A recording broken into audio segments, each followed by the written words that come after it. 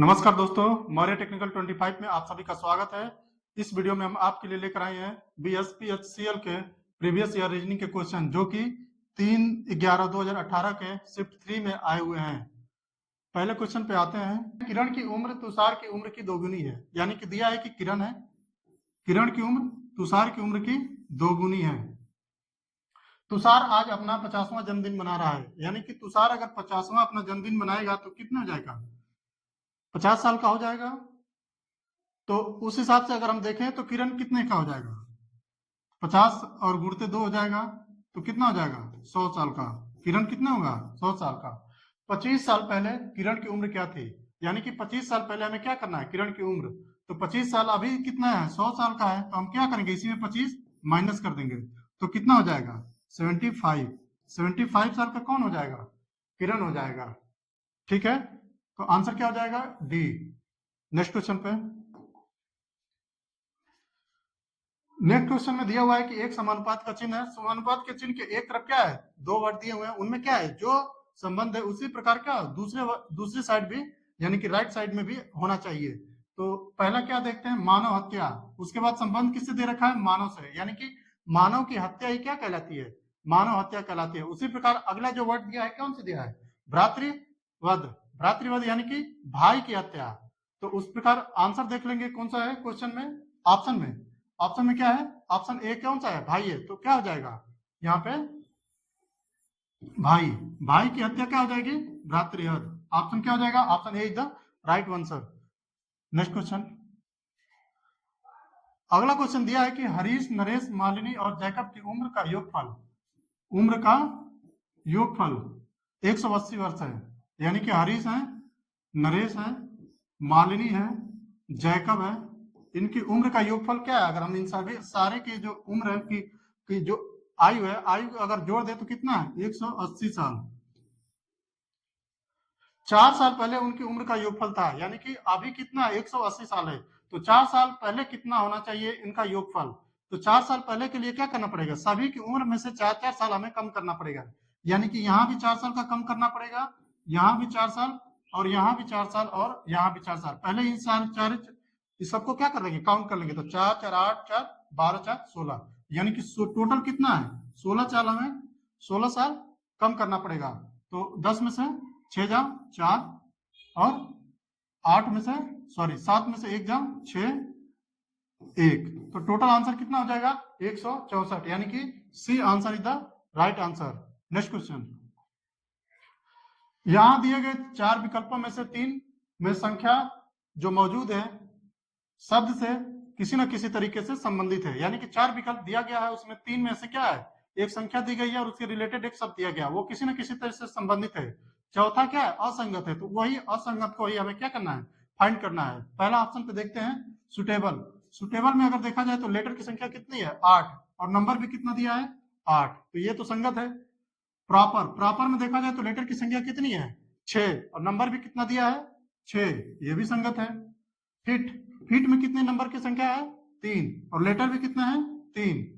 उसी प्रकार अंडू में आएंगे तो अंडू में क्या है? लेटर की संख्या कितनी दे रखी है? 5, और नंबर कितना दे रखा है? 4, तो ये किसी प्रकार से क्या हो गया? संगत नहीं हुआ, असंगत हो जाएगा। तो आंसर क्या हो जाएगा?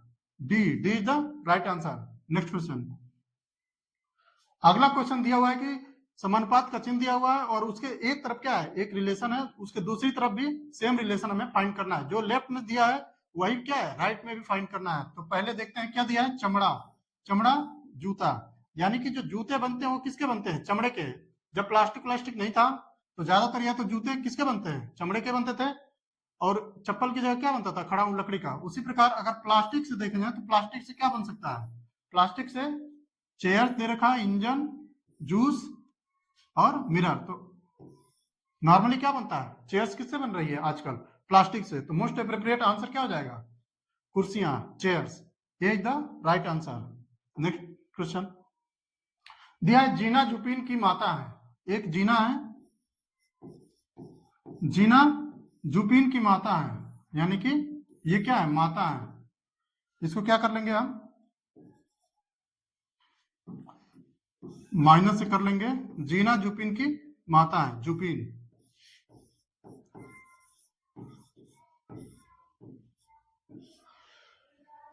और हितेश की पत्नी है, यानी कि जीना क्या है, हितेश की पत्नी भी है। तो ये दोनों क्या हो जाएंगे, हस्बैंड वाइफ हो जाएंगे। हितेश मोना का पिता है। हितेश क्या है, एक मोना है लड़की, सॉरी मोना मतलब दिया हुआ है नाम, मोना का क्या है, पिता है। जीना का मोना से क्या संबंध है, तो देखा जाए तो ये दोनों पति पत्नी है और ये इसकी सॉरी बेटी है। तो जीना का मोना से क्या संबंध होगा, यानी कि जीना मोना की माता होगी। तो आंसर क्या हो जाएगा, B. B the right answer. Next question, निम्न में से कौन सा चित्र आकाश, चंद्रमा और सूर्य के बीच सबसे अच्छा संबंध बताता है। तो सबसे पहले हम देखेंगे कि आकाश क्या, स्पेस, स्पेस में क्या आते हैं, सारे आते हैं, चंद्रमा भी आएगा, पृथ्वी भी आएगी, उसी प्रकार क्या आएगा, सूर्य आएगा। तो सबसे पहले हम देखेंगे आकाश, स्काई, ठीक है। उसके अंदर क्या हो जाएगा, एक तो सन, सन क्या है, तारा है। उसके अंदर आ जाएगा मून, मून क्या है, मून तारा नहीं है लेकिन क्या है, पृथ्वी का उपग्रह है। तो ये क्या हो जाएगा, मून। तो मेरा यहाँ पे आंसर क्या हो जाएगा, A is the right answer. Sky के अंदर क्या आ जाएगा, सबसे पहले स्काई, फिर एक सन और एक मून। नेक्स्ट क्वेश्चन, दी गई श्रृंखला में अगली संख्या क्या है, यानी कि एक नंबर की सीरीज दी हुई है और उसमें पूछ रहा है कि जो मिसिंग टर्म है उसे फाइंड करना है। आइए देखते हैं क्या करते हैं। पहले सबसे पहले ऑब्जर्व करते हैं और इसमें हम फाइंड करेंगे, क्या करेंगे, अंतर। पहले क्रमागत संख्याओं का अंतर फाइंड करेंगे और फिर देखेंगे कि इनमें किस प्रकार का संबंध आगे बढ़ रहा है। तो यहाँ करेंगे तो देखेंगे तो क्या करेंगे, सबसे पहले 27 आ रहा है, 7 और 5 में से 3 जा 2। उसी प्रकार यहाँ से अगर फाइंड करेंगे तो कितना आ जाएगा, 11 में से 7 जा 4 और 10 में से 5 जा 5, 54।